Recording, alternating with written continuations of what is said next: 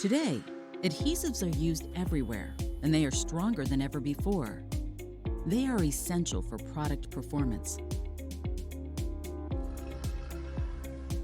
But that makes most products impossible to recycle or repair.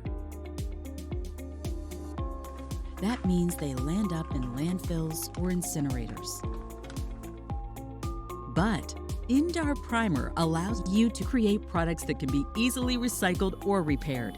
It can be used with most adhesives, structural or not, like any primer, and has no impact on the performance of your products. At the end of life, INDAR Primer can be thermally activated on demand to debond easily with a very low residual strength. Currently, 3 primers are available with different activation temperatures depending on each specific case: 120 degrees Celsius, 150 degrees Celsius, or 180 degrees Celsius.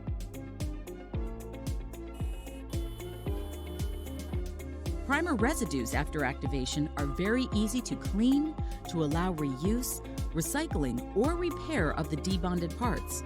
Our debonding experts can help you to create a new generation of your products to be further repaired or recycled.